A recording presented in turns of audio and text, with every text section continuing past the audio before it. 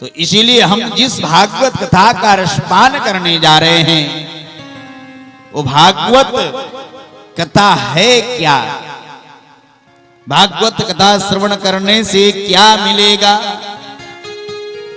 या आज से पूर्व किसने भागवत कथा का रसपान किया और किसका उद्धार हुआ, किसे क्या लाभ हुआ, यह जानकारियां हमें भागवत के महात्म्य की कथा श्रवण करने से मिलेगा। इसलिए आइए प्रभु का स्मरण करते हुए वेद व्यास जी ने मंगलाचरण करते हुए भगवान प्रभु श्री कृष्ण परमात्मा का स्वरूप का वर्णन किया है। सच्चिदानंद रूपाय विश्वोत्पत्त्यादिहेतवे तापत्रय विनाशाय श्री कृष्णाय वयं नमः।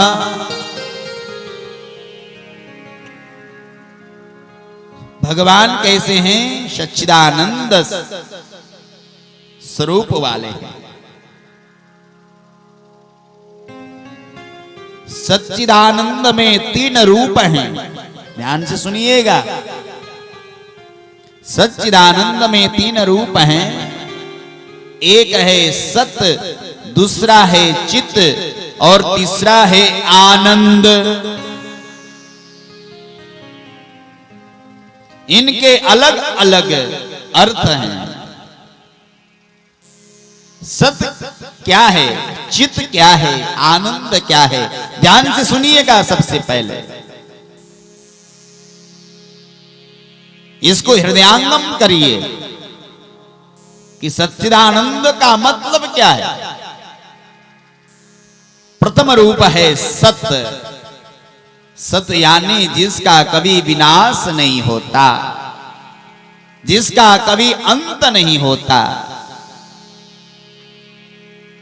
सत यानी जिसका सर्वत्र निवास है।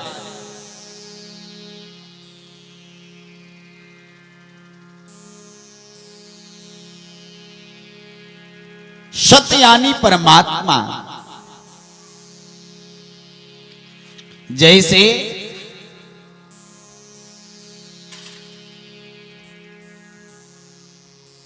जिनके सत्ता के बिना, जिनकी स्थिरता के बिना, जिनके अभाव में यह सृष्टि चराचर जगत कुछ भी नहीं रहता। जो आप देख रहे हैं संसार में, ये सब प्रभु के रहने से ही आपको यह सब दिखाई दे रहा है।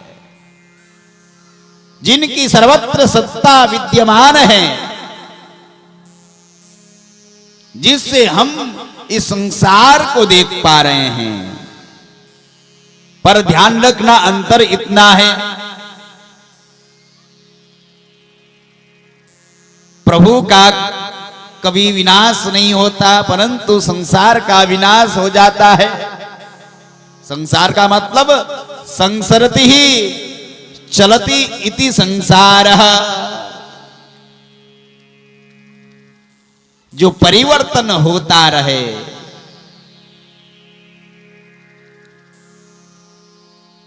जो खिसकता रहे, जो बदलता रहे, उसको संसार कहते हैं। परंतु मेरे प्रभु में कोई बदलाव नहीं, कोई अंतर नहीं, कोई भेद नहीं। जैसे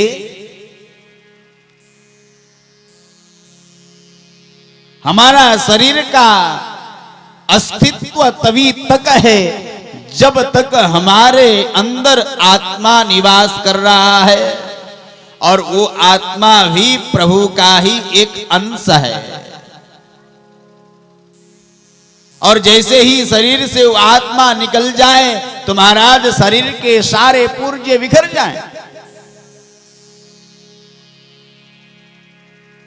गल जाए, सड़ जाए। और जब तक उस शरीर में आत्मा है तब तक कितना सुंदर लग रहा है, चमकता है, चारों तरफ चलता है। ठीक उसी प्रकार से इस पूरे विश्व ब्रह्मांड जगत में प्रभु का सत्य स्वरूप परमात्मा का सर्वत्र सत्ता है। इसलिए संसार हमें दिखने को मिल रहा है। दूसरा रूप चित्त।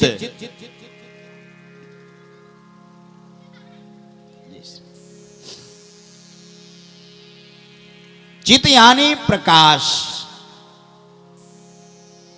कैसा प्रकाश? जो अखंड प्रकाश है, जो खंड खंड प्रकाश भी जिसके अंश हैं, मानो उनके किरण हैं।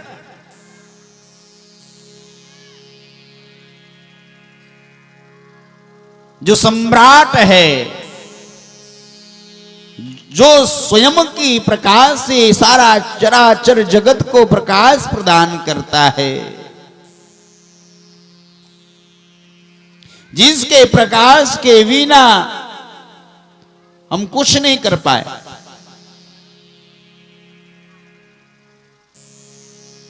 जैसे ये सामने जो बल्ब जुड़ा हुआ है, बल्ब लगा हुआ है, जब तक इसका कनेक्शन किसी प्लग से नहीं होगा, विद्युत से, करंट से नहीं होगा, तब तक यह जलेगा नहीं। और जैसे ही विद्युत से करंट हो जुड़ जाएगा तो यह बल्ब में प्रकाश आ जाएगा। और जैसे ही विद्युत से उसका कनेक्शन टूट जाएगा तो बल्ब में अंधकार छा जाएगा।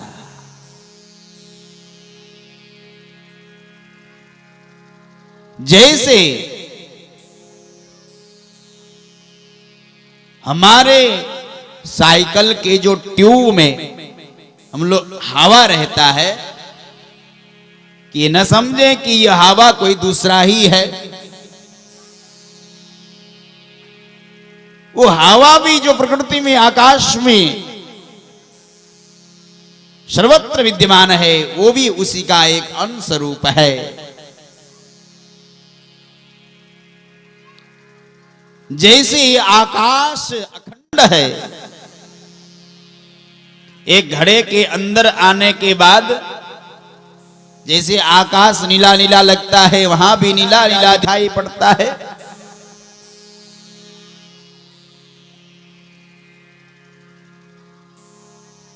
पर वह घड़े के अंदर आ गया तो घटाकाश हो गया। और जैसे ही घड़े को फोड़ दिया जाए तो वही घड़ाकाश ब्रह्मांड आकाश में जाकर मिल जाएगा, एक हो जाएगा। ठीक उसी प्रकार से वह चित्त स्वरूप परमात्मा के विद्यमान से, उनके ही कृपा से, उनकी ही प्रकाशता से हम सभी चराचर जीव को प्रकाश मिल रहा है। और तीसरा रूप है आनंद। जो आनंद का सिंधु है, जो समुद्र है, जहां पर आनंद ही आनंद है। कोई कहे कि भगवान के पास न जाने कितने लोग जाते हैं आनंद के लिए, कहीं हम बाद में जाएंगे तो हमको आनंद की कमी न पड़ जाए। ऐसा नहीं। कोई प्यासा समुद्र में जाकर ये कहे कि मैं प्यासा रह गया, तो समझ लो वो अभी तक समुद्र तक नहीं पहुंच पाया है। ठीक है, उसी प्रकार से भगवान मेरे गोविंद तो आनंद के सागर हैं। जो आनंद सिंध सुख राशि, तो आनंद सिंध सुख राशि, तो आनंद सिंध सुख राशि, करते त्रैलोक्य सुभाषी, करते त्रैलोक्य सुभाषी, जो आनंद सिंध सुख राशि। जो आनंद सिंधु सुख राशि, वो परमात्मा आनंद का सिंधु है। सिंधु यानी समुद्र अथाह, जिनके एक बार नाम स्मरण करने पर जीव को आनंद प्राप्त हो जाता है। जो जगत में आनंद प्रदान करने वाला है, ऐसे मेरे गोविंद सच्चिदानंद हैं। बोल सच्चिदानंद भगवान की।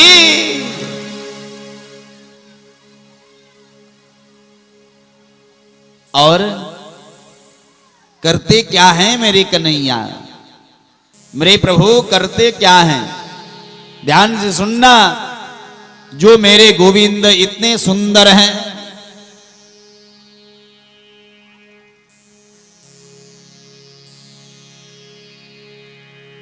ओ करते क्या हैं? का विश्वोत्पत्त्यादि हेतवे।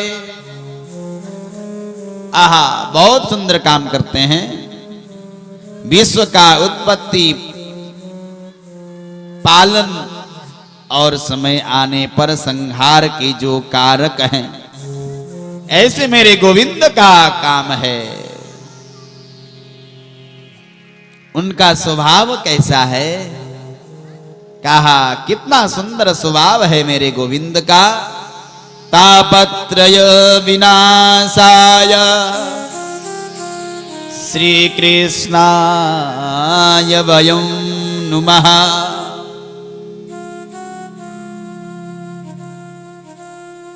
संसार में 3 प्रकार के ताप हैं और हर व्यक्ति इन 3 प्रकार के तापों से पीड़ित है, ग्रसित है, त्रसित है, व्याकुल है, परेशान है। पर ध्यान रखना, मेरे गोविंद का इतना सुंदर स्वभाव है कि जो व्यक्ति इन 3 तापों से पीड़ित हो और मेरे गोविंद के शरण में जाए, तो वो मेरे गोविंद अपनी शरण से लगा लेते हैं और उसका सारा दुख दूर हो जाता है। बाबा गोस्वामी तुलसीदास जी महाराज मानस में वर्णन करते हैं। दैहिक दैविक भौतिक तापा, दैहिक दैविक भौतिक तापा, दैहिक दैविक भौतिक तापा, राम राज काबू नहीं जापा, सिया राम। 3 प्रकार के ताप बताए। दैहिक दैविक भौतिक तापा।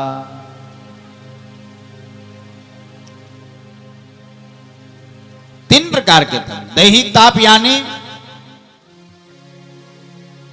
जो शारीरिक कष्ट हो, शरीर से मिलने वाला तकलीफ।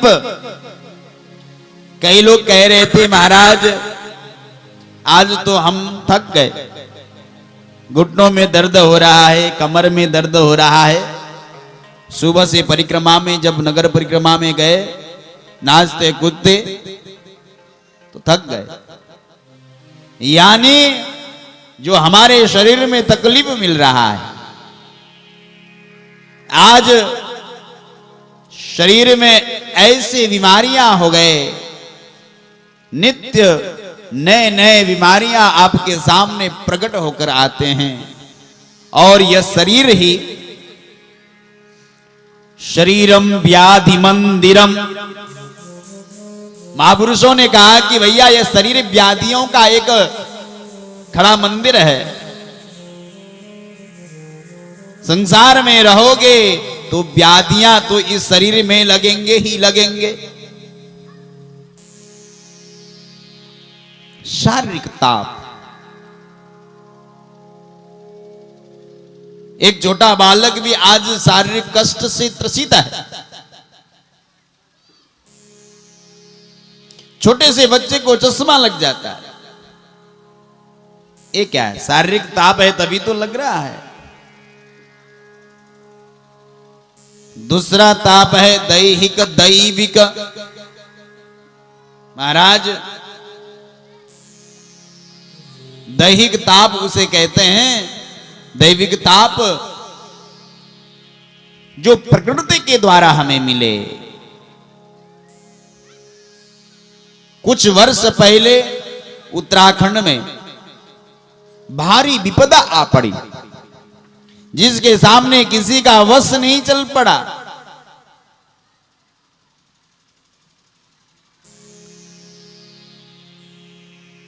क्यों? क्योंकि हम जब प्रकृति के साथ में छेड़खानी करते हैं तो प्रकृति का प्रकोप वो भी तो रुष्ट हो जाए। अकाल पड़ना, तबाही हो जाना, मचना, अति वर्षा होना, भूकंप आ जाना, ये सब क्या है? ये सब दैविक ताप हैं।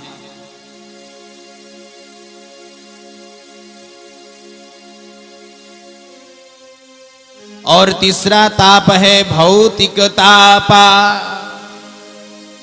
भौतिक यानी संसार की ताप। महाराज, सभी तापों को तो झेल सकता है मनुष्य, परंतु आज के समय में भौतिक ताप को झेल नहीं सकता। संसार की संसाधनों को, संसार की तुच्छ सुखों को प्राप्त न होना,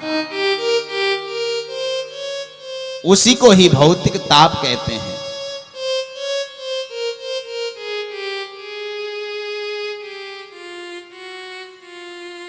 ये ताप भी ऐसी बनाए भगवान ने, बड़ी ही निराली तापें हैं। व्यक्तियों को जीवन में जब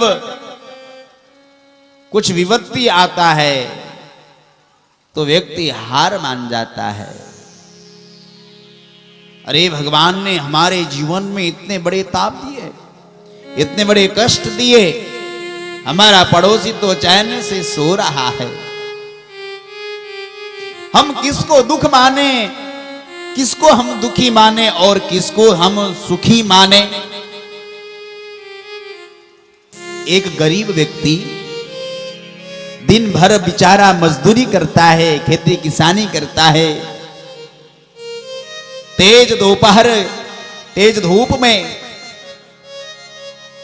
काम करते करते जब थकता है, एक लोटा जल पान करके खेत में ही